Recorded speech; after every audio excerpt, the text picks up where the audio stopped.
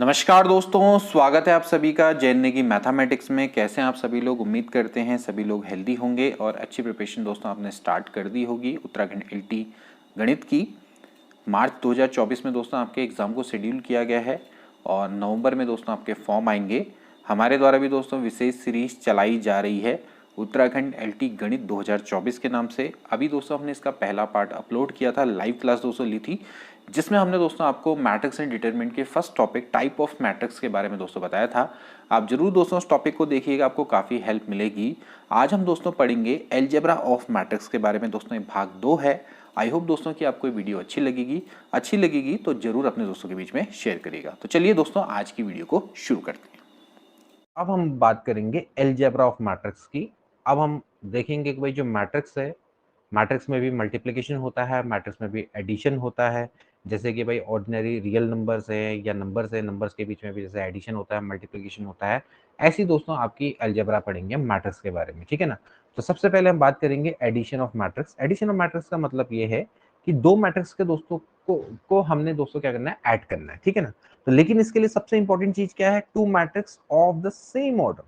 सबसे बड़ी बात है कि दो मैट्रिक्स को क्या होना चाहिए, सेम ऑर्डर का होना चाहिए। देन एडिशन ऑफ मैट्रिक्स को ए प्लस बी से हम इस तरह से डिफाइन करते हैं, ठीक है ना। तो अगर ए कोई मैट्रिक्स है दोस्तों, अगर वो है ए आई जे एम क्रॉस एन की, तो जो दूसरी मैट्रिक्स है बी बी आई जे, वो भी दोस्तों एम क्रॉस एन की होनी चाहिए, तभी जाके दोस्तों इनका मैट्रिक्स एडिशन पॉसिबल होगा। अब यहाँ पर स्क्वायर होना नेसेसरी नहीं है, यहाँ पर ऑर्डर का सेम होना नेसेसरी है, ठीक है। कभी कभार ये होता है कि कोई समझे कि स्क्वायर होना नेसेसरी है, नहीं, स्क्वायर होना नेसेसरी नहीं है। आपके पास अगर मान लेते हैं 2x3 की मैट्रिक्स है, तो अगेन आप उसको 2x3 की मैट्रिक्स से ऐड कर सकते हो, कोई दिक्कत नहीं। लेकिन आप 2x3 की मैट्रिक्स को 3x2 से ऐड नहीं कर सकते। तो अगर आपके ऑर्डर दोनों सेम है तो ए प्लस बी दोस्तों किससे रिप्रेजेंट हो जाएगा, अंदर के जो एलिमेंट है वो रिस्पेक्टिवली क्या हो जाएंगे, आपस में ऐड हो जाएंगे। बहुत सिंपल है। जैसे A11 A12 A13 आप देख सकते हैं कि आपके पास एक 3x3 की मैट्रिक्स है, ये भी आपके पास एक 3x3 की मैट्रिक्स है। तो A11 plus B11 A12 plus B12 A13 plus B13, इस तरह से दोस्तों हम इसको क्या कर सकते हैं, ऐड कर सकते हैं। बहुत सिंपल है, ठीक है। तो जो मैट्रिक्स है उसके एडिशन को हम इस तरह से रिप्रेजेंट कर सकते हैं, ठीक है। अब इसके बाद दोस्तों यहाँ पर एक ही चीज है, इसको हम थोड़ा सा डिस्कस भी कर लेते हैं। जो मैट्रिक्स का जो दोस्तों है, जो एडिशन होता है वो हमेशा क्या होता है दोस्तों, कम्यूटेटिव होता है। कम्यूटेटिव मतलब होता है कि ये दोस्तों बी प्लस ए के बराबर होता है। कैसे हम दोस्तों इसको प्रूव कर सकते हैं, देखिए आपको पता है कि जो अंदर के एलिमेंट है आइदर वो रियल है या फिर दोस्तों वो क्या है, कॉम्प्लेक्स है। तो जो आपके रियल और कॉम्प्लेक्स नंबर होते हैं वो आपके कम्यूटेटिव लॉ को क्या करते हैं, फॉलो करते हैं। देखिए ये रियल नंबर है, तो रियल नंबर को दोस्तों हम इस तरह से लिख सकते हैं, B11 प्लस A11। ऐसे दोस्तों मैं इसको लिख सकता हूँ B12 प्लस A12। ऐसे ही मैं दोस्तों इसको लिख सकता हूँ B13 प्लस A13, ठीक है ना, मतलब कि A प्लस बी है ये। तो ऐसे दोस्तों मैं इसको लिख सकता हूँ B21 प्लस A21। ऐसे ही B22 प्लस A22, क्योंकि ये दोस्तों क्या है, रियल नंबर है या फिर ये कॉम्प्लेक्स नंबर है, और ये हमेशा क्या करते हैं, कम्यूटेटिव लॉ को फॉलो करते हैं। A31 A3, अच्छा सॉरी, हो जाएगा B31 A31, ठीक है। B32 A32 B33 plus A33, ये इस तरह से, ठीक है।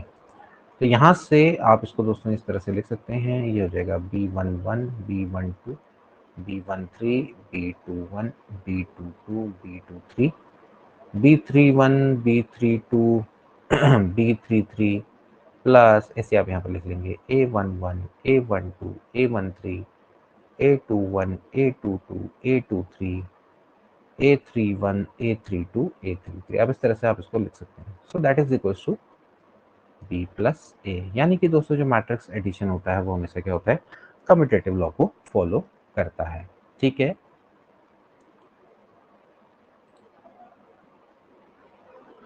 तो यहाँ पर दोस्तों कुछ प्रॉपर्टी लिखी है मैट्रिक्स एडिशन की, जिनको आप दोस्तों बहुत आसानी से समझ सकते हैं। कोई दिक्कत वाली यहाँ पर बात नहीं है, बहुत आसान है इसको आप समझना, क्योंकि आप दोस्तों मॉडर्न अलजेब्रा बहुत अच्छे से पढ़ के आए हैं, ठीक है। तो उसी अप्रोच से दोस्तों आप इन सारी चीज़ों को समझ भी सकते हैं और आसानी से प्रूव भी कर सकते हैं। जैसे मान लेते हैं आपके पास एक मैट्रिक्स है ए आई जे, बी को मैट्रिक्स है बी आई जे और सी को मैट्रिक्स है सी आई जे, जिन सभी का सेम ऑर्डर है। ध्यान रखना है कि यहाँ पर सेम ऑर्डर है, तभी जाके दोस्तों ये सारे के सारे ऑपरेशन अप्लाई हो पाएंगे। अगर इनमें से कोई भी डिफरेंट ऑर्डर का निकला तो ये सारे के सारे जो रूल हैं वो सारे के सारे फ्लॉप हो जाएंगे, ठीक है। तो ये चीज ध्यान में रखनी है। कभी कभार क्या होता है, एग्जामिनर आपसे ऑर्डर डिफरेंट कर देता है, तब आपसे पूछता है कि क्या ये पॉसिबल है, ठीक है। तो ये चीज थोड़ा सा ध्यान रखनी है कि सामने से जो ऑर्डर है वो सबका क्या होना चाहिए, सेम होना चाहिए, ठीक है। तो ए प्लस बी बराबर बी प्लस है, यानी कि कम्यूटेटिव लॉ को ये फॉलो करते हैं। इसके अलावा दोस्तों एसोसिएटिव लॉ, इसको भी दोस्तों ये फॉलो करते हैं। ए प्लस बी प्लस सी बराबर होता है ए प्लस बी प्लस सी, क्योंकि दोस्तों जो मैट्रिक्स के अंदर के एलिमेंट है वो अपने अपने रियल और कॉम्प्लेक्स हैं, क्योंकि वो एसोसिएटिव लॉ को फॉलो करते हैं, तो ये भी फॉलो करेंगे, ठीक है। इसके बाद दोस्तों बड़ा महत्वपूर्ण कि अगर किसी स्केलर से अगर आप क्या करेंगे, किसी मैट्रिक्स के एडिशन को मल्टीप्लाई करेंगे, सो ये दोस्तों क्या करेगा, डिस्ट्रीब्यूटिव लॉ को फॉलो करेगा। It will be k A plus k B हो जाएगा। So this is known as a distributive law. इसके अलावा दोस्तों यहाँ पर क्या होती है, एडिटिव आइडेंटिटी होती है, यानी कि ए प्लस जीरो बराबर होता है जीरो प्लस ए के बराबर होता है। ध्यान रखना कि जो आइडेंटिटी होगी, एडिटिव आइडेंटिटी यानी कि नल मैट्रिक्स होगी, उसका भी ऑर्डर क्या होगा, ए के ऑर्डर के बराबर होगा, ठीक है ना।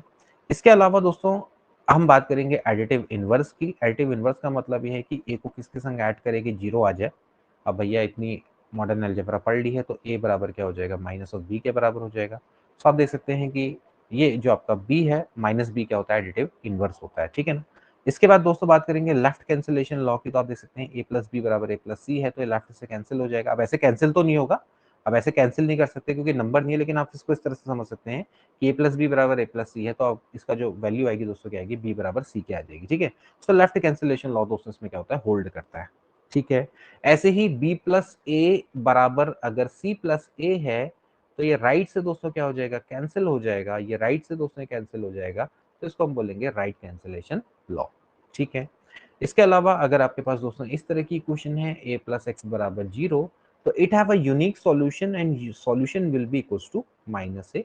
यानी कि दोस्तों अगर आप ए प्लस एक्स बराबर जीरो है, एक्स आपके पास अननोन है, और अगर आप एक्स की वैल्यू निकालना चाहते हैं तो आपको सिंपली क्या करना पड़ेगा, माइनस ऑफ ए करना पड़ेगा, यानी कि इसकी वैल्यू क्या होगी, माइनस ऑफ ए के बराबर होगी। कोई दिक्कत वाली बात यहाँ पर नहीं है। इसका जो ऑर्डर होगा क्या होगा, एम क्रॉस एन के बराबर होगा, ठीक है।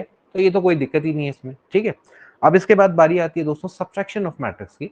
सब्ट्रैक्शन ऑफ मैट्रिक्स का मतलब ये है कि मान लेते हैं कि अगर आपके पास अगेन दो मैट्रिक्स हैं जिनका सेम ऑर्डर है और उनका जो डिफरेंस है माइनस बी, उसको हम दोस्तों क्या कहते हैं, सब्ट्रैक्शन ऑफ मैट्रिक्स से रिप्रेजेंट करते हैं, ठीक है ना। सो यहाँ पर भी दोस्तों वही चीज होगी जो कि हमने एडिशन में बताई थी कि ए माइनस बी को दोस्तों हम कैसे दिखाएंगे, ए आई जे माइनस बी आई जे से दिखाएंगे, यानी कि हर करस्पॉन्डिंग एलिमेंट है उसमें आपका क्या हो जाएगा, सब्ट्रैक्शन हो जाएगा, ठीक है। तो इसमें कोई दिक्कत वाली बात नहीं है। ए बराबर ए आई जे, बी बराबर बी आई जे, इस तरह से आप इसको दिखा सकते हैं, दोनों का ऑर्डर क्या होगा, सेम होगा, ठीक है ना। अब बात करेंगे scalar multiplication of a matrix. Scalar multiplication of matrix का मतलब क्या है, जैसे अभी हमने पढ़ा कि भाई के को अगर आप ए प्लस बी से मल्टीप्लाई करते हैं तो यहाँ पर क्या आ जाता है, के ए प्लस के बी आ जाता है। What is the meaning of के ए। के ए का मतलब है कि मान लेते हैं अगर आपके पास दोस्तों अगर ए कोई मैट्रिक्स है जो कि ए आई जे की फॉर्म में है, मान लेते हैं इसका ऑर्डर है एम क्रॉस एन, तो अगर आप इसको किसी स्केलर से दोस्तों अगर आप मल्टीप्लाई करेंगे, तो जो स्केलर है दोस्तों क्या हो जाएगा, अंदर मल्टीप्लाई होगा हर एक एलिमेंट से, यानी कि ए मैट्रिक्स के हर एलिमेंट से दोस्तों इस के को क्या कर देंगे, आप मल्टीप्लाई कर देंगे। So that is known as a scalar multiplication of matrix, ठीक है। यानी कि किसी स्केलर से आप किसी मैट्रिक्स को आप क्या करें, मल्टीप्लाई करें। सो लेट ए बी अगर आपके पास मैट्रिक्स है, के कोई आपका स्केलर है, then the matrix obtained by multiplying every element of matrix A by K is called the scalar multiplication of A by K and denoted by K. A से हम इसको रिप्रेजेंट करते हैं, जैसे आप यहाँ पर देख सकते हैं ए बराबर है 1 2 5 3 माइनस 3, तो अगर आप इसको मल्टीप्लाई करेंगे 3 से, तो ये क्या होगा, हर एलिमेंट से मल्टीप्लाई हो जाएगा। 3 एकम 3, 3 दूनी 6, 3 पंजे 15, 3 तिया 9, 3 तिया 9 और 3 एकम 3। तो इस तरह से दोस्तों ये क्या हो जाएगा, मल्टीप्लाई हो जाएगा, ठीक है। So it is known as a scalar multiplication. इसके बाद दोस्तों अगला आता है equality of matrix. Equality of matrix का मतलब ये है कि दो मैट्रिक्स हैं वो कब इक्वल होंगी, ठीक है। सो दो मैट्रिक्स कब इक्वल होंगी, when they are of same order and all the corresponding elements are equal. तो दो कंडीशन है। पहली बात तो क्या है कि सबसे पहले तो उनको सेम ऑर्डर का होना अति आवश्यक है, यानी कि दोस्तों अगर ए बराबर बी मैं कहता हूं, तो अगर ए का ऑर्डर एम क्रॉस एन है तो बी का भी एम क्रॉस एन होना चाहिए। इसके अलावा जो इनके करस्पॉन्डिंग एलिमेंट्स है दोस्तों वो भी क्या होने चाहिए, इक्वल होने चाहिए, यानी कि A one one B one one के बराबर होना चाहिए, A one two B one two के बराबर होना चाहिए, A one three B one three के बराबर होना चाहिए।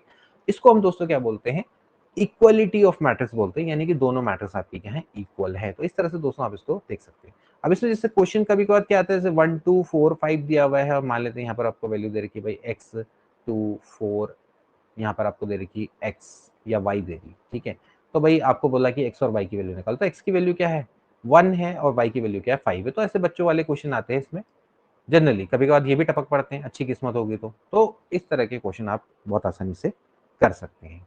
ठीक है, अब इसके बाद बारी आएगी दोस्तों जो अगला मैट्रिक्स मल्टीप्लिकेशन है, मतलब कि अगला जो इंपॉर्टेंट थ्योरी है उसका नाम है मैट्रिक्स मल्टीप्लिकेशन। मैट्रिक्स मल्टीप्लिकेशन दोस्तों यहाँ पर बड़ा महत्वपूर्ण है, इसको आपने समझना है। मैट्रिक्स मल्टीप्लिकेशन देखिए, दो मैट्रिक्स के बीच में होने वाला इस तरह का मल्टीप्लिकेशन है कि जब आपकी एक मैट्रिक्स के जो कॉलम है दूसरी मैट्रिक्स के रो के बराबर होंगे, तभी जाके दोस्तों ये मैट्रिक्स हैं मल्टीप्लाई हो पाएंगे। और ऐसी मैट्रिक्स को दोस्तों हम बोलते हैं कन्फर्मेबल मैट्रिक्स ऑफ मल्टीप्लिकेशन। ठीक है ना। तो यहाँ पर दोस्तों आपने चीज समझनी है कि किस तरह से मैट्रिक्स मल्टीप्लिकेशन होगा। इसको समझिए कि अगर आपके पास दोस्तों ए आई जे मैट्रिक्स है, और मान लेते हैं दोस्तों अगर इसका ऑर्डर है एम क्रॉस एन और दूसरी जो मैट्रिक्स है वो बी आई जे की फॉर्म में है, तो बी आई जे नहीं होगा, उसको हम लिखेंगे बी जे के की फॉर्म में होगी, जहां पर इसकी वैल्यू होगी एन क्रॉस पी होगी। ठीक है ना, समझ लो मेरी बात। अगर आपके पास एक मैट्रिक्स है तो वो होगी ए आई जे, ये है एम क्रॉस एन, और बी जो होगी मैट्रिक्स वो होगी बी जे के। समझ रहे हो ना, यहाँ का जो जे है यहाँ के जे के सेम होना चाहिए। ठीक है, तो इसका जो ऑर्डर हो जाएगा एन, क्योंकि यहाँ पर भी एन है तो एन क्रॉस बी। जब आप इन दोनों को मल्टीप्लाई करोगे तो दोस्तों आपको एक और मैट्रिक्स मिलेगी जो कि आपके पास दोस्तों सी आई जे की फॉर्म में होगी। ठीक है, सी आई जे, या फिर इसको सिंपली हम बोलेंगे सी आई के की फॉर्म में होगी। जे और जे एलिमिनेट हो जाएगा, जिसका ऑर्डर कितना हो जाएगा एम क्रॉस पी हो जाएगा। तो यानी कि दोस्तों जब आप m क्रॉस n को जब आप n क्रॉस p से मल्टीप्लाई करेंगे तो बीच में जो n है वो गायब हो जाएगा, तो ऑर्डर कितना हो जाएगा m क्रॉस p हो जाएगा। ये ध्यान देने वाली यहाँ पर बात है। ठीक है, so when we multiply two matrix of order m cross n and n cross p, so resultant matrix will be of order m cross p। Okay, तो यहाँ पर ध्यान देने वाली बात क्या है कि जो पहली मैट्रिक्स है जिसको आप प्री मल्टीप्लाई कर रहे हैं, उसका जो नंबर ऑफ कॉलम्स है यानी कि n, जो पोस्ट मल्टीप्लाई मैट्रिक्स हो रही है उसके नंबर ऑफ रोज के बराबर होना चाहिए, तभी जाके दोनों का जो मैट्रिक्स का मल्टीप्लिकेशन है वो पॉसिबल हो पाएगा। अदरवाइज वो पॉसिबल नहीं है, क्योंकि आप देख सकते हैं कि अगर मान लेते हैं अगर मैं ए बी तो यहाँ पर पॉसिबल है, लेकिन बी ए दोस्तों यहाँ पर पॉसिबल नहीं होगा। बी ए आप नहीं निकाल सकते, क्योंकि बी का दोस्तों क्या होगा, अगेन वही क्या होगा, एन क्रॉस पी और एम क्रॉस एन हो जाएगा। अब यहाँ पर दोस्तों आपका जो रूल है वो फ्लॉप हो गया, क्योंकि यहाँ पर नंबर ऑफ कॉलम कितने हैं, पी है, और यहाँ पर नंबर ऑफ रो कितनी एम है, जो कि आपकी क्या डिफरेंट है, तो P does not equal to M. तो यहाँ पर साफ साफ सी बात है कि A B generally does not equal to B A, और यहाँ पर तो दोस्तों बी ए निकाल भी नहीं सकते आप। ठीक है, तो मैट्रिक्स को मल्टीप्लाई के लिए कंफर्मेबल होना जरूरी है, और जो आपकी जो प्री जो मैट्रिक्स है जिससे आप प्री मल्टीप्लाई कर रहे हैं, उसके नंबर ऑफ जो रोज है, नंबर ऑफ कॉलम है, वो दूसरी जो मैट्रिक्स है उसके नंबर ऑफ कॉलम को नंबर ऑफ रोज के मल्टी बराबर होना चाहिए। ठीक है, इस तरह से आप इसको यहाँ पर समझ लेंगे। तो ये जो मैट्रिक्स है दोस्तों जो सी आई जे वो इस तरह की फॉर्म में आती है। आप देख सकते हैं कि A I one B one J, A one two B two J, मतलब इस तरह से आपके मल्टीप्लाई में आती है। ठीक है, तो जैसे मान लेते हैं सी आई जे है तो इस तरह से बन रहा है। ठीक है, तो अगर जैसे मुझे सी वन वन निकालना है तो ये किसके बराबर होगा, देखो आई की जगह पे वन रख देंगे, A one one B one two, मतलब वन वन, ये सॉरी। ठीक है, ऐसे ही यहाँ पर रखेंगे ए वन टू, यहाँ पर हो जाएगा बी टू वन, ऐसे ही चलता रहेगा। यहाँ पर हो जाएगा ए थ्री वन, ये हो जाएगा बी थ्री वन, बी ए सॉरी यहाँ पर क्या कर दिया मैंने, यहाँ पर हो जाएगा वन थ्री और हो जाएगा बी थ्री वन। ऐसे ही दोस्तों यहाँ पर हो जाएगा A one N B N one, ऐसे करके दोस्तों आपका निकलेगा पहला एलिमेंट सी वन वन। ऐसे ही अगर आपको सी वन टू निकालना है तो यहाँ पर वन रख दो, यहाँ पर टू रख दो, तो यहाँ पर आप वन रख देंगे, यहाँ पर टू रख देंगे, ऐसे यहाँ पर वन रख देंगे, यहाँ पर टू रख देंगे, ऐसे वन रख देंगे, यहाँ पर टू रख देंगे। तो ऐसे करके दोस्तों आपको क्या मिल जाएंगे, मैट्रिक्स में मैट्रिक्स मल्टीप्लिकेशन आपको मिल जाएगा। ठीक है, तो ये दोस्तों आपका तरीका यहाँ पर रहता है। ठीक, वैसे भी दोस्तों जैसे अब मैं कहता हूँ सी वन वन का क्या मतलब है कि आपने पहली रो और किसी मैट्रिक्स के पहले कॉलम को जब आप मल्टीप्लाई करेंगे तो आपको क्या मिलेगा, सी वन वन मिलेगा। ठीक है, अगर मैं कहता हूँ सी वन टू यानी कि पहली रो दूसरा कॉलम, ठीक है, पहली रो और दूसरा कॉलम, यानी कि जब आप एक मैट्रिक्स है उसकी पहली रो और दूसरी मैट्रिक्स के दूसरे कॉलम को मल्टीप्लाई करेंगे तो आपको क्या मिलेगा, सी वन टू मिलेगा।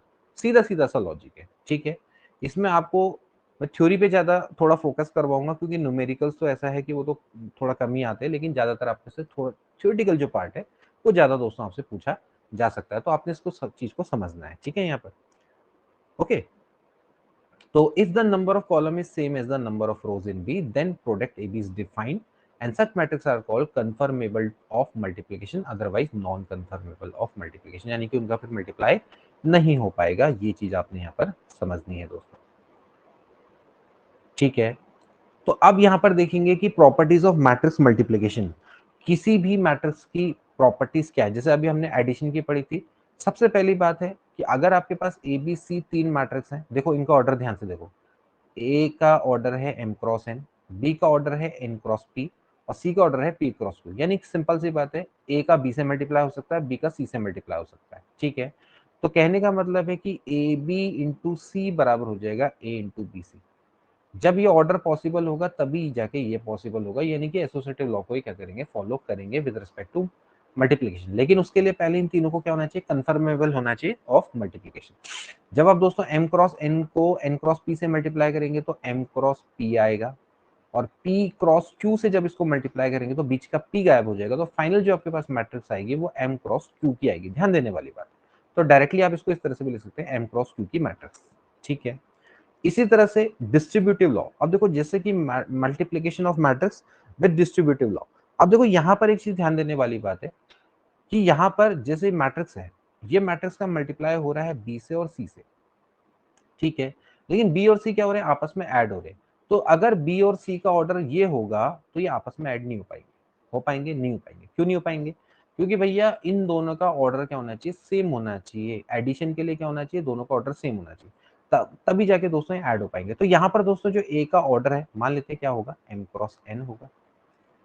जो बी का ऑर्डर है दोस्तों वो हो जाएगा एन क्रॉस पी, और जो सी का ऑर्डर है दोस्तों वो भी क्या होना चाहिए, एन क्रॉस पी होना चाहिए। तभी जाके दोस्तों क्या होगा, ये आपका पॉसिबल है, क्योंकि यहाँ पर बी प्लस सी हो रहा है ना। तो ये ध्यान रखना, तो ए बी और ए सी दोनों के दोनों क्या हो सकते हैं, मल्टीप्लाई हो सकते हैं। तो जब आप ए बी को मल्टीप्लाई करेंगे तो आपको मिलेगी एम क्रॉस पी, और ऐसे ही जब आप ए सी को मल्टीप्लाई करेंगे तो भी आपको क्या मिलेगा, एम क्रॉस पी मिलेगा। तो फाइनल मैट्रिक्स का जो ऑर्डर हो जाएगा वो क्या हो जाएगा, एम क्रॉस पी हो जाएगा। तो ऐसे करके आपने यहाँ पर लॉजिकली इन चीजों को समझना है, ठीक है। ओके ना भाई, बी प्लस सी है ना भाई, बी प्लस सी का अगर आप देखो, अगर इसका ऑर्डर ये हो गया तो बी बी और सी तो ऐड ही नहीं हो पाएंगे ना। अभी हमने जैसे बताया कि भाई मैट्रिक्स का ऑर्डर क्या होना चाहिए, सेम होना चाहिए, तभी जाके दोनों के दोनों क्या होंगे, ऐड होंगे। तो यहाँ पर थोड़ा सा ऑर्डर को समझना है कि इसका ऑर्डर क्या रहा होगा, ठीक है। इसके अलावा देखिए, multiplication of matrix is not necessarily commutative.